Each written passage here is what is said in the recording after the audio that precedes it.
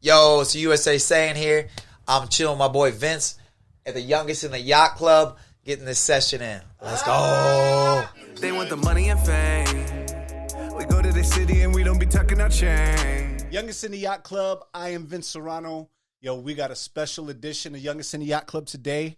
We got the North American champion of the ICB, Brendan Kelly. What's up, man? Let's go, man. Hey, glad to be here. I appreciate it. Yeah. Just chilling in Tampa. We're getting ready for this fight. Bro, I see that, man. Thank you for coming on, man. We always start off Youngest in the Yacht Club with the one question. Who is Brendan Kelly? Man, who's Brendan Kelly?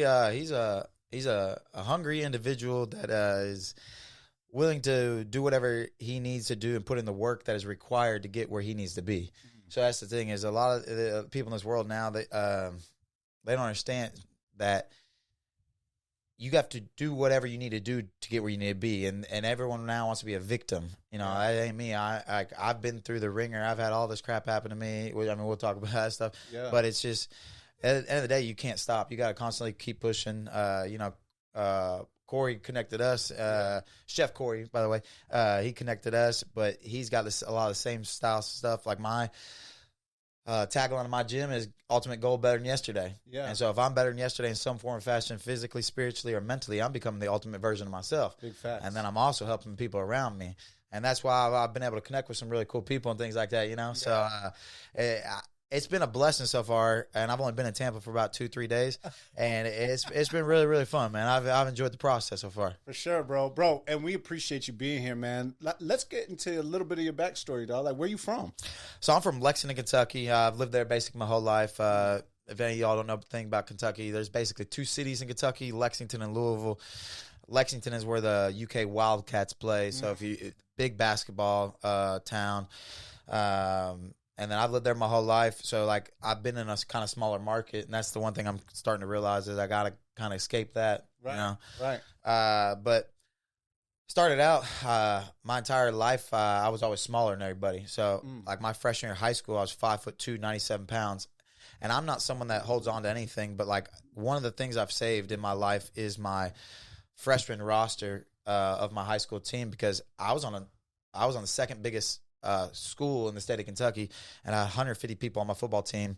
You can literally open the book, just go down the weight column, and you can find me because I'm the only man in double-digit weight. And so, like 89. Yes, 97 pounds. Yeah, 97 pounds, 5'2", 97 pounds. And there's always some point, like with all these people of, you know, like Tom Brady, it was, you know, getting picked so late, you know, stuff like that, or whatever you need to hold against you. But like my entire life, I've been overlooked because my size.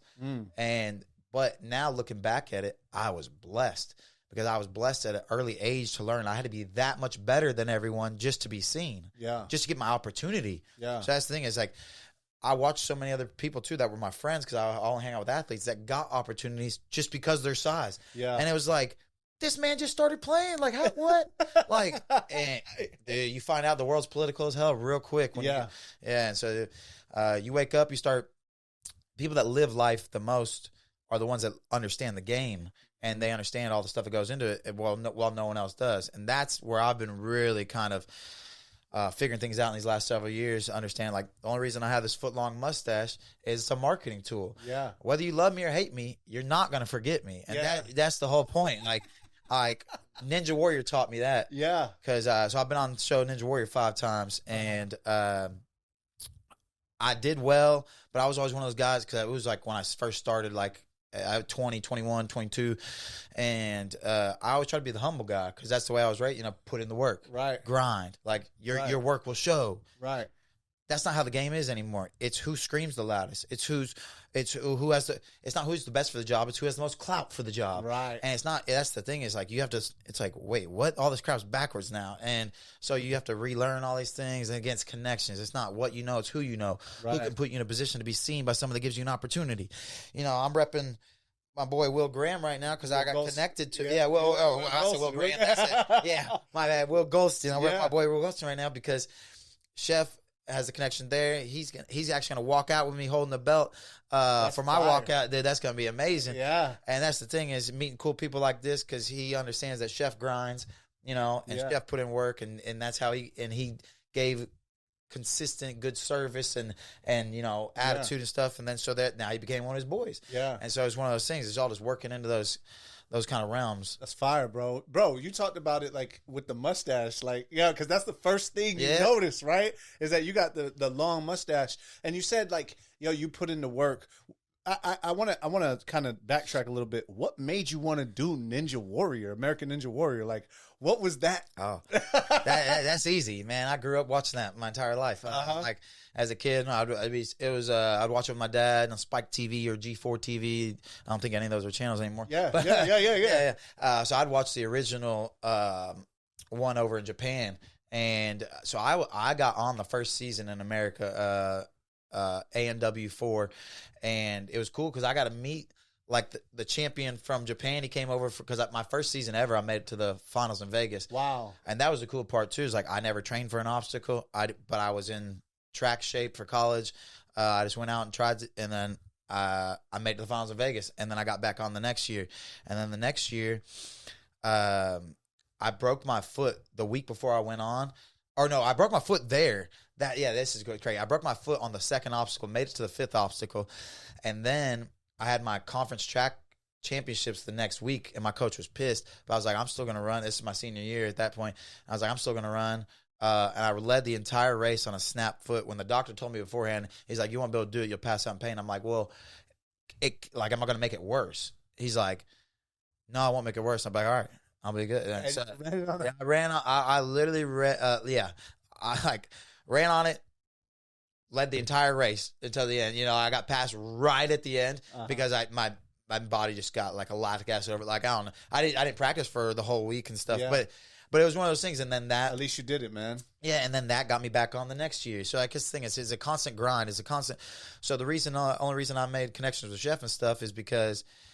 I was fighting his boy G. Yeah. I did exactly. Yeah. So I was fighting his boy G, and he's a cool dude. I ain't got no quarrels with him. But I do believe I won that fight. But he saw that, like I'm that dog. Like I'm no matter what, I'm in it. Like I'm gonna give you everything I have at all times. Because that's my product.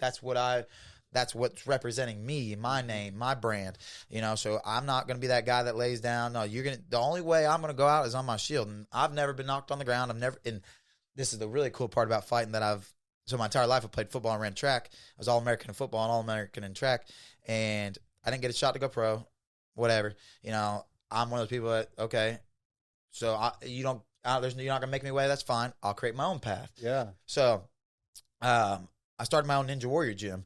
And I got that up and running, and and then the world shut down. COVID, like literally when I opened, and so it got to the point where I was losing. I lost everything that I about invested all my money into. Yeah. And I had to start fighting to win money to keep my your gym, my gym alive, and all my dreams alive. And so, have you heard of Barstool Sports, like Rough and Rowdy? Absolutely. Yeah. So they were coming to my hometown. And I was like, okay, like I was like. Oh, these are just normal people. Like, they're not even boxers. Like, these are just like tough man kind of stuff. Like, hey, like you sign up, I'll sign up. I'll beat your ass. Like, like that. That's kind of how it's promoted. I'm like, okay, if these are normal people, I am not normal. All right, let's go. So I did it, signed up, and then it gets like a week before the fight, and I'm like, hey, I talked to the promoter. I'm like, am I allowed to backflip like while I'm fighting the guy? And he's like, I mean. I can't stop you. Like, I was like, all right, cool. As long as I'm not going to. So in my very first boxing match ever in front of 7,000 people, I did a backflip in my first 10 seconds of the fight. So I hit this dude into the ropes, do a backflip, land it, and come straight back trying to punch the dude. So, but I knew Barstool had 9 million followers, and I was just like, okay. This is my shot. This is an opportunity. Whatever, like I gotta get noticed. Yeah. That's the whole thing is that most people don't understand. That's the scariest thing I've ever done in my life. You got to think like it's not only my first boxing match. It's in front of 7,000 people. It's like how scary is just getting in a ring? Right. Only 1% of people get in a ring. Right. And then no one's ever backflipped in the middle of a fight. No one has ever done it. So that was the thing is I was like, okay, Have you ever Here's my backflip? You just learned how to backflip. You knew. Well, you no, was I'm not backflip before. Yeah. Nah, but it wasn't that. It wasn't like, oh yeah. Like, it was something I knew I could do. Right. And so I was just like, I saw the opportunity, and so many people are like, here's the mindset of a failure or a loser is they're going to be like, well, what happens if it goes wrong? Like, like you're going to be on a fails list. You're going to be, and then that's what people. I'm like, what happens when I land it? Boom! That's what started my whole career. And Rough and Rowdy's a big platform, so I got in with them. They started calling me the backflip ninja. That's kind of how I got my whole thing started. And then they gave me the name Backflip Ninja, and then I turned it into the American Ninja. And then because everything I like to do, I like to rep the red, white, and blue. Because I see you with the red, white, and blue. Yeah, the Flopers. Yeah. But no, so because when I grew up, America meant like people bust your ass. You can be whatever you want to be. You can use whatever excuse you want to be as well to not be where you are. Yeah. But if you work your ass off, and doesn't mean it's gonna be easy. There's gonna be shit that comes up in your life. But if you continue at the process, you'll make it. Mm-hmm. And that's the thing is, too many people just give up right, or be the first obstacle they face. Right. And that's the whole thing is that obstacle may have been there in a reason for you to make you a stronger version of you, or to make you learn a lesson that you needed. Right. But because you didn't tackle that obstacle, you didn't get nothing. Right. Yeah. If you quit, you're guaranteed to fail. Yeah. Yeah. Exactly. That's how you fail. Quit. Yeah. How was it? Obviously, I mean, so you planned to do the backflip. Yeah. Coming down in your first, and it's a pro fight, right? So it's this is it. Yeah, Rough and Rowdy's amateur. Yeah. Yeah. So you're going down your first fight, but it's your first fight ever, right? Yeah. Walking out, seeing a crowd of 7,000 people, like I know you were on American Ninja Warrior, so was it the same feeling? Was it? So the hardest. So that's the thing is like when people ask me about Ninja Warrior, it's like, so what's the hardest obstacle? It's not necessarily an obstacle that's hard. It's just being perfect, and then it's also replicating the crowd noise, the lights, the cameras in your face. Like there's a different, like it's like all on you, and everybody, they're doing, hey, look at the crowd up, all that jazz. Mm-hmm. And then the obstacles are like 3 times the size of anything you can actually make. So it's just replicating all that you can't do. So it's the only time you get one chance that year. If you mess up on your first obstacle, you're done. You're done. So like that, like running at national championships and playing like it helps prepare you a little bit, but nothing prepares you to fight. Yeah. No, I sure did. I went out there and I knew. So the thing is, in fighting, you have, especially in your first fight, you have to go in with a mindset of 1 to 2 things of all that, because you're not going to be able to think of anything else. Right. First off, everything's going to go. It's like a outer body experience. Like all you see is black around you, no real like noise. Like you just see you, the opponent, like the ref, like and that's it. Dude, it's like Insidious. You know when they go in that, like and it's just all black around. Yeah, it's like that. But no. So I was like, where's my flip? Where's my flip? Where's my flip? Where's my flip? And I hit him into the rope, and he turned around. I'm like, here it is. And I just took my step back and went for it. Best thing is like you have to like it's just I predetermined went in, and I predetermined told people before the fight. I said, hey, I'm going to do backflip. Hey, I'm going to do backflip. I told enough people that to hold myself accountable. That's one thing you really got to do. You got to put dates to things. You got to put it out there. So I broke 2 world records, 2 Guinness World Records, and both were things that I found out most humans would perceive to be impossible. Again, to show you can do whatever you want in this life as long as you're willing to put in the work that is required, not just work hard, because anybody can work hard. Working hard is easy. That's just work until you get tired. It's about how hard you push after you get tired. How many reps you got left after your body says no. How much you got left in you. How many hours you got left in when your mind says no. Right. These are all the things that truly creates a champion. And learning all that stuff is how you get to the next level. And so I've had a lot of fun with all that, man. Yeah. Bro, you're a dope guest, man. I mean, obviously you're making the things happen, man. Like it's crazy because like you said, there's a lot of people who are blessed with like God-gifted ability and talent, and you probably are gifted, right? In your way, right? You're not like the slowest guy. No, yeah. Right? But the talents weren't paved, like you're not 6'7". Yeah, You know what I'm saying? Yeah, Like I don't have a LeBron frame. That's 100% true. Yeah, you know, you're not. You're also, you know, you're not 300 pounds, right? You talked about it. You were the smaller guy, and for you to pave your way, and obviously those obstacles that you talk about, right? Those obstacles that set in your way, you either went through them, went around them, or went over them, man. Like, and that's crazy to know, man, because there's not a lot of people. We get a lot of people on Youngest in the Yacht Club that, you know, it was kind of like, yeah, they had certain obstacles, but, you know, you knew that this guy was going to play ball. You knew that this guy was going to. You didn't know you were going to fight. No. That's the thing is, whatever door opens, I'm gonna go, and if there's opportunity, I'm gonna run through it. So I mean, like again, right now a door is opening in front of me in this Tampa environment. Again, I've constantly just spoke blessings over my entire time here. That's the thing is manifesting it. You know, that is a true thing, and pretty much everybody that's made it will tell you that. Absolutely. And because again, it's a mindset. So.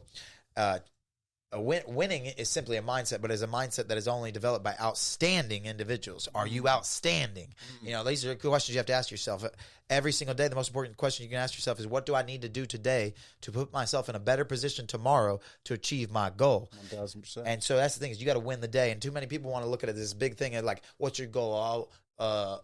Like my goal of doing 5,555 chin-ups was to break the world record for most chin-ups in 24 hours. I didn't just start and just go crazy. Like when I did 100 chin-ups in a day, it would leave. When I started, it left me sore for like 2 days. But then it got to the point, like literally a month ago, I was just doing a workout. I said, hey, I'm gonna do a giveaway. How many? Who can guess how many chin-ups I can do in 1 hour? And it was so funny because so many people forgot, like I was a world record at breaker or didn't know. And then all these people were like guessing like 150, 250, 300. Like the highest guess was like 400.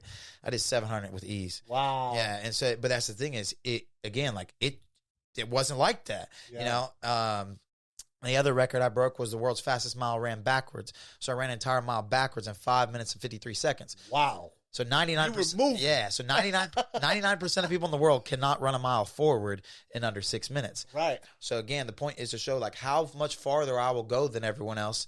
And these records took about 4 to 6 months to train for, but I showed up every day and put in the work that was required for that day. It's not like I had to go and be superhero to begin with. Right. Like I didn't have to be breaking that record. I couldn't run more than 400 meters backwards to begin with because my quads weren't strong enough. It's a ridiculous, like you're anatomically going back. Yeah, you're anatomically going backwards. And then you got to have the coordination, the eye light, like you have to follow the curve. Like I did it at a college track meet and they closed down the meet and did it as like the promotional like race. And both those again are records that again I found most humans would perceive to be impossible. And then all I had to do was just show up, and it's that simple. One of the coolest lines I've heard is like, "What was the biggest lie you were told?" And the guy was like, "It's not that simple." and they're like, "What do you mean?" You're like, "No, that's the biggest lie." It is. You're like, "Well, it is because all you gotta do is put effort." You know, like. And we talked about this earlier, we live in the easiest time in the world or especially in America, where everyone wants to be a victim and no one wants to put in the work. You're telling me you're counting yourself out, you're hitting the cancel button. All right, good, congrats for you. I don't whatever. You ain't competition. They moved themselves. Yeah. It don't bother me. Yeah. Make it easier for me. Make the people that grind a little easier. And so it's been dumbfounded trying to live in this world and understand all that in the last like 5 years.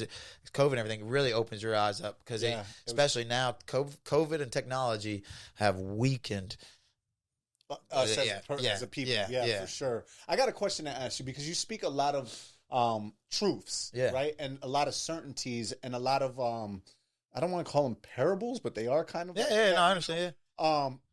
Where did you learn all that stuff? So I've had a calling on my life to be a leader of men, and I've had this. I've been prophesized over a couple times, but the last one that stuck out was about 5-6 years ago. It's kind of what made me like kind of get more on this. Like, let's go. Like you all keep over and look at me. I'm gonna come so damn good. You can't deny me anymore. Right. And that's when I started breaking the world records. That's when I started my gym. But I walked in this church one time, and I just went by myself. I walked in. This lady. Afterwards, I come out, and lady about 60-ish years old. I was like, hey, can I talk to you? I was like, yeah. And she's like, I don't know what it was, but as soon as you walked in, you just had this like aura, this glow around you. And I'm like, okay. And she's like, and God just kept talking to me.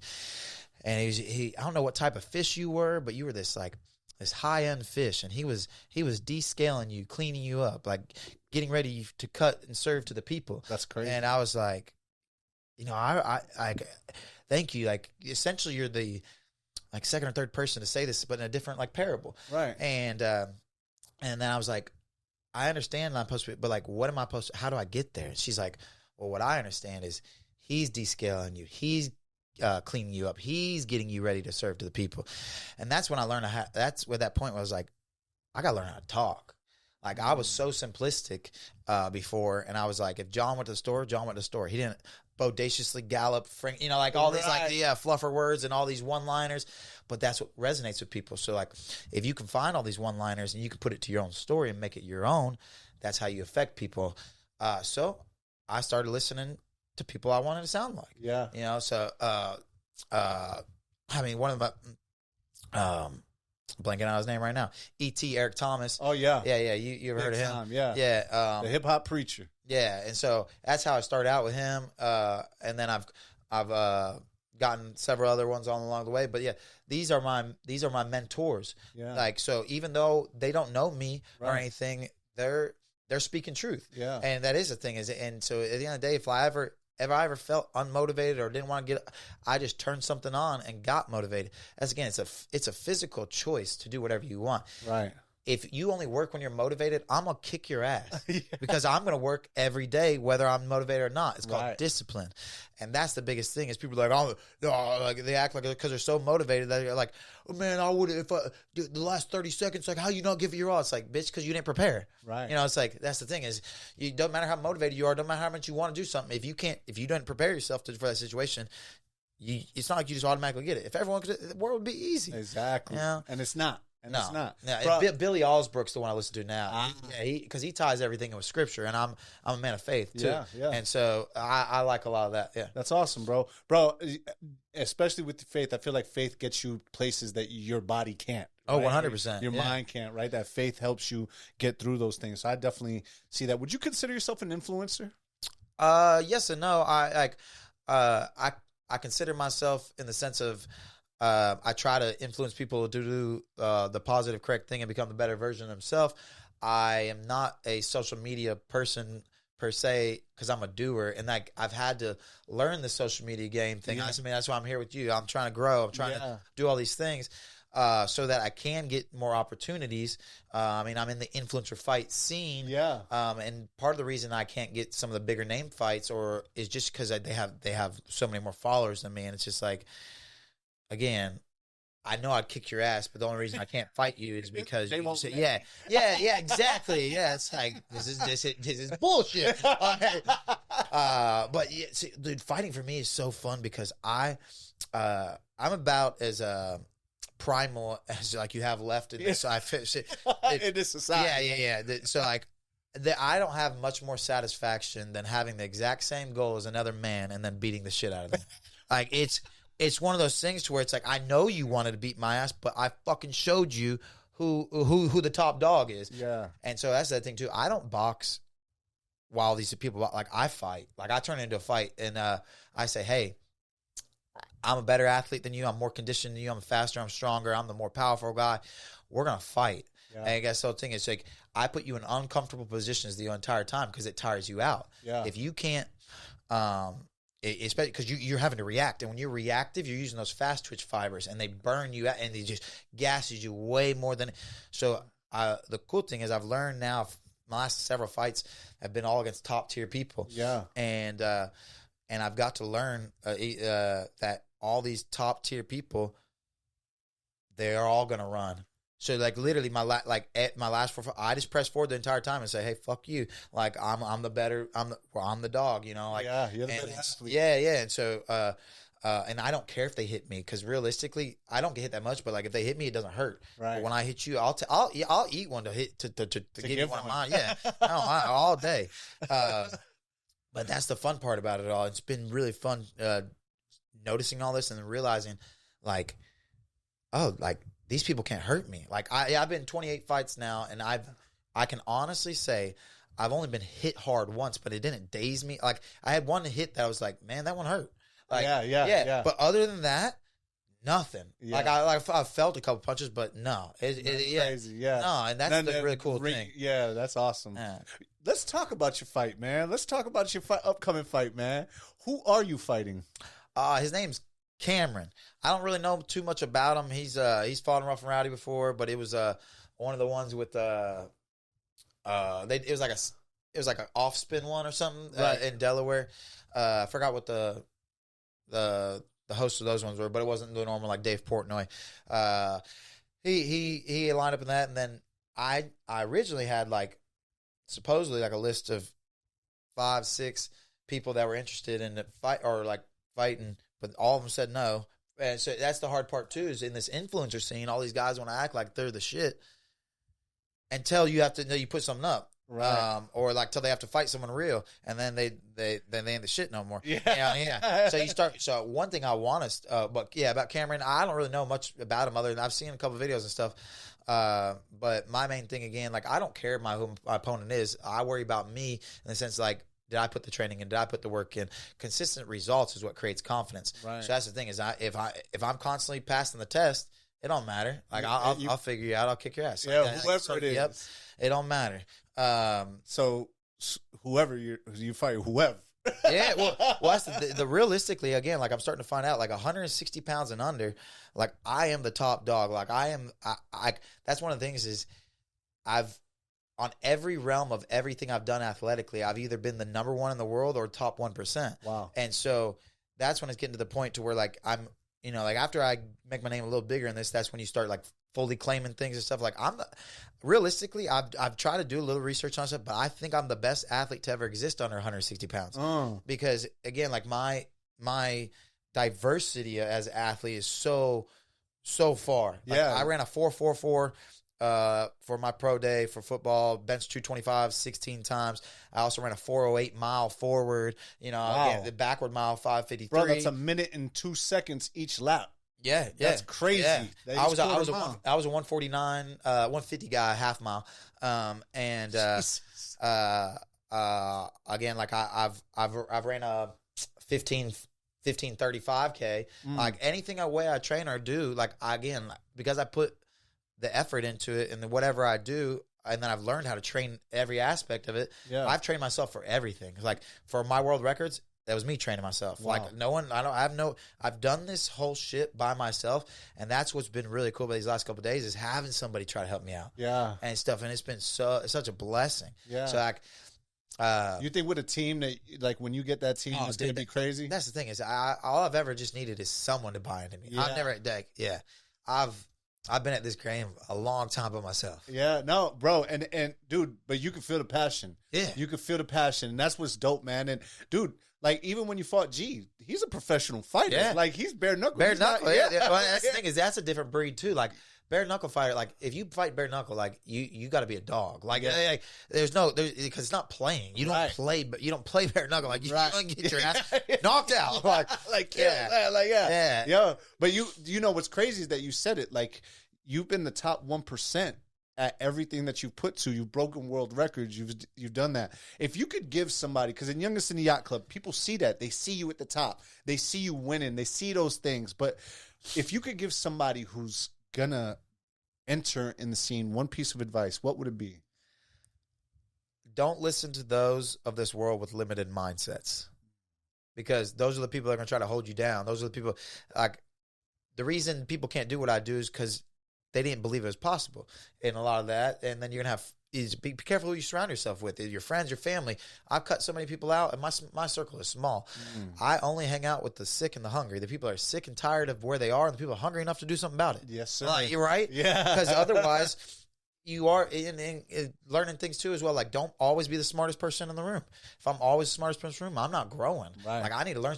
I get soaking in information from people. Like, I'm a sponge when it comes to, like, how'd you succeed? You know, just that question right there. Like, what made you? Like, how'd you get this? What gave you that attitude? How'd you get that grind? I've always had that attitude. I've always had that grind. I've been blessed with that. My father's been a great father role model and leader. Anything. Yeah. it wasn't. It was anything that I wanted to do. Okay, how we do it? How we get there? Wow. All right, yeah, like it wasn't a. Oh no, that's too. Yeah, hard. you're too small. Yeah, You can't do okay, it. Let's go. Yeah, let's do it. And so that's the thing. Is like you can't have a limited mindset, and you got to just grind. Like if you have those two things right there. Oh, and then just not care what other people think. Like, period. Yeah, so that's like, yeah, because the mediocrity of this world will try to keep you grounded when you're supposed to fly. You know, and that's very real. I've watched so many people that, again, it's like once you start taking off, or once you start then all this shit comes up. Like, that's how it works, right? Right. And you know, all these people don't want, and then they have that sense in them to where, you know, they didn't make it, or like they, you know, because they couldn't. Yeah, they had to project it on you. Yeah, exactly. Yeah, because it wasn't because they couldn't do it. You can't do it. But it's like, but you're not gonna put in the effort I'm putting in. Yeah, no, for sure. That's why you didn't make it. Yeah. What's next for you after this fight? Like, obviously you're gonna fight, and dude, this belt, by the way, is it's beautiful. Amazing. Yeah. Dude. It's iced out, man. Like iced out. It's true, like 10, 11 pounds. It's one of the coolest things walking through the airport with this thing, because everyone just stops you and is like, "Can I take a picture?" Like literally we walk through the building, people are like, "What is that?" So, what's next for you after this win? So after this win, hopefully it's connecting with more people, you know, like Chef, like my boy Will. Yeah. And working things out, and like I'm all in. For me, I'm all in for this game. Whatever door opens, you know, I'm gonna try to hopefully get across seas, get different market there, and just whatever. I want to fight. I fight all the time. Or my goal is to fight every 2 to 3 weeks. I don't need recovery time. Again, like these, I usually just beat the shit out of people, and I don't get hit. Like after fights, I'm literally only sore from like throwing punches, like my scapulas, my biceps, and it's just from hitting people. Right. Other than that, like realistically, you're good to go. I'm good to go. Yeah. That's why I want to start a series, and so hopefully I can have Will or someone else help support this. But I want to start a series called the Champ vs. Chumps. So I feel like this will help me kind of get my social media up and stuff. But sick and tired of all these keyboard warriors talking shit online and not getting hit in the face for it. That's a famous line by Mike Tyson. That's his. And I was like, you know what? I'll be that dude that hits him in the face for it. All these guys want to talk all this shit. Okay. You all think I say I'm not good, blah, blah, blah, this and that. Okay. Sign up to fight me. If you beat me, you get $1,500. But when I beat you, you have to bow down on camera. That way you know your place. Wow. Yeah. And so it'd be 1 minute rounds until there's a winner or until someone quits. And then doing something like that would, it's just fun like that. I would love to do it because I could fight however I want and don't have to worry about promotions and all, and do stuff like that. And I don't have much more fun than having this exact same goal. All right, I'll give you $1,500 if you can KO me. You know, like, but so, you better bow down. If I beat you. Exactly. and it's all about putting it on the line too. So like that's the thing. It's like I love testing myself. I love. If you think you're better than me, all right, let's see. Like my stage name is the USA Saiyan now, because the Saiyan is a fighting race that also wanted to just constantly better themselves and wanted, like, if they ever failed or came close to like death, they came back stronger than they've ever been before. And that's the whole thing, is if anything's ever knocked you down, you better make sure that when you get up, you're so strong that whatever knocked you down at the beginning has no chance to do it again. Right. Yeah. So it's like all these life lessons, all these nuggets, and then I want to also give back. You know, like all these nuggets and things I've learned. I'm only 34, and I meet a lot of older people that tell me, like, how do you have this mind? How are you so smart already? And that's the thing, is, again, like, where I can give this knowledge back and I can change people. You know, I want to start a thing called the Lions Den. I have a men's group already, but teaching people how to be lions instead of these sheep of this world, to where, again, get out of that. Oh, you only stand when other people stand. No, be that first person to stand. Right. You know, there's a really cool one. It was like, as this guy, he's like, hey, who wants this $50? And he was doing like his thing, and everyone like raised their hand, and he's like, oh no, I mean, who wants this $50? And then this one person came up and grabbed the $50. He's like, you know what the difference was? She had action. She came up and grabbed this $50. All y'all wanted this shit, but none of y'all did it. And that's the thing too, is action. You got to have action. You got to move. Yep. You got to move, man. Bro, where can before we wrap this up, I do want to ask you a question. you have a love for anime, huh? Oh yeah. What's your favorite anime, man? DBZ is my favorite anime. Yeah. Dragon Ball Z, Goku. I grew up watching that stuff. I mean, literally would run home from elementary school, 4th, 5th grade, turn on Toonami, and watch the Frieza saga. Yeah, so I grew, that's what I grew up watching, man. And just again, he actually made probably an impact on Goku, or the DBZ made an impact on like kind of who I am and stuff. That's fine. And now, well, that's the thing is, if you watch anime, all Japanese anime have great underlying morals and tone. Wow. It's all about like friends, family, never leave someone like, hey, like we're all in this together, like bust your ass, like, nah, I got people counting on me, I'm all fucking in, right? Like all stuff like that. You look at our cartoons and our shit, it's all just how to make you dumber. Yeah. So that's the one cool thing about it. And then, and there's cool. I like being like a superhero. I've always wanted to, like I've never wanted to fit in. I've never wanted to be normal. Like I've always wanted to test my physical abilities. And you're doing it. Yeah. So that's why, just getting to be fun, like, and it's relaxing, and just like be a character, like, so it's fun. Yeah, you've been that, man. I saw in the promotions when you fought, man. You literally put up your own money to fight because nobody else would take the fight, man. So it's crazy. Like nobody else is doing that. Well, it's the whole thing again, and all of it's gonna buy in to me eventually. All of it's gonna pay back. It's just that thing is I'm taking my chances. I'm going out again. If there's not a way, I'm gonna find a way. I'm gonna make a way. It don't matter. But yeah, I couldn't get a fight for my fight in Miami, and so I was like, what do I gotta do, man? I was like, I'll put $5,000 up. I was like, because no one's going to beat me. I was like, I'll put $5,000 up at anybody from 140 to 160. And they said, all right, you want this guy? And I was like, okay. And they said, that was literally how it went. Like, they sent me a thing like about G Perez. I was like, sure, why not? Let's go. Yeah, again. And then I had a date, and I said, so then there was a date, and it's like, all right, you have a month and a half to get ready.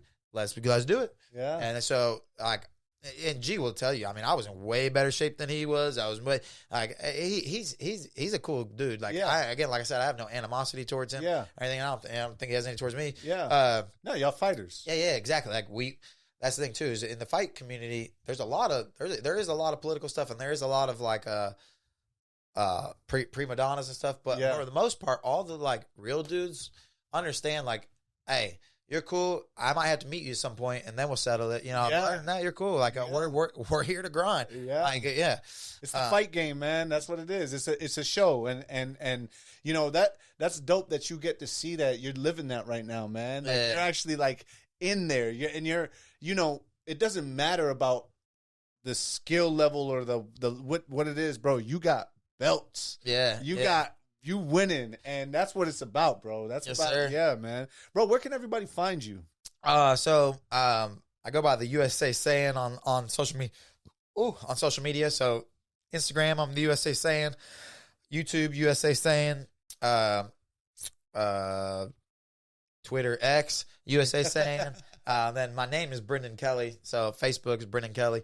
I'm pretty sure that's all the links. Everybody. Yeah. Basically, USA Saiyan, Brendan Kelly. Yeah. Where like for anybody watching, the viewers watching, how can they reach you? Like sponsors or what are you looking for? Like, what's the final message for Brendan Kelly, man? Man, so final message, again, like, I'm all in for this. I'm all in for my game. Again, I grind harder than anybody. You want to be part of this team. So this is the easiest time to buy in, because other than this, like, I'm on my pathway up, and like, there's a lot of people that understand and see it. This is the easiest time to buy in, but I'm all in for all my people, or whoever wants to get in. Yeah. From ground level, and let's take this. If you want to reach me on any of those handles. I answer back. I'm not one of those people. I don't overlook anybody like that. You're pretty humble. Yeah. Well, that's the whole thing, is you can always tell where someone's been, or where they. One of the best compliments I ever got was talking to a guy that was in a lesser situation. I brought him in my gym and stuff, and I was just explaining everything. He's like, "You came from humble beginnings, didn't you?" I'm like, yes. All right, see, that's things you can, like, people understand because you've been there before. Like, I understand the grind. You understand the grind. Chef understands the grind. Yeah. Like, and when you find someone that is true about the grind, Yeah. you're that much more likely to support them. I'm someone that's true about the grind. Like I will be the best version of myself every time that I need to be for whatever I'm called to be. Because you give me that date, all I'm doing is working at becoming whatever the best I need to be for that date to show up. That's fire. Yeah. How do you feel before you fight, man? Like, how do you feel? Man, I feel great now. Before when I used to go to the fights, I get nervous, but now at the point, like again, consistent results creates confidence. I know I'm a dangerous man in this game. This fight's a 4 2-minute round fight, so I know I have more time to work with to where I'll finish him. There ain't no doubt in my mind that this doesn't go to the decision or anything like that. And that's the thing. Each time you walk in there, you get a little more comfortable, and that's the main thing is you perform your best when you're comfortable, when you're relaxed. You watch all these professional athletes when they're running and stuff, their jaws bouncing, you know, they're like completely relaxed. You watch everyone else like and that's the difference you'll see in this fight. Like I used to throw just bombs, and they would be like I would be tight. And now I'm gonna throw bombs like a rubber band, you know, just roll loose. I get it back. Yeah, and that's the thing is get more into the flow of it, learning everything, and that. Yeah, I've been making big jumps every fight, bro. That's fire, bro. Bro, thanks for being on the thank show, you, bro. Man. I truly appreciate you, bro. Good luck on your fight. Bro, will you hold that up for me? Yes, sir. Yo, show that up. Yeah, man. Youngest in the yacht club. Champions here, baby. Yes, sir. Yes, sir. Love that, man. Thank you, my brother. Hey, thank you. Appreciate you. Yes, sir.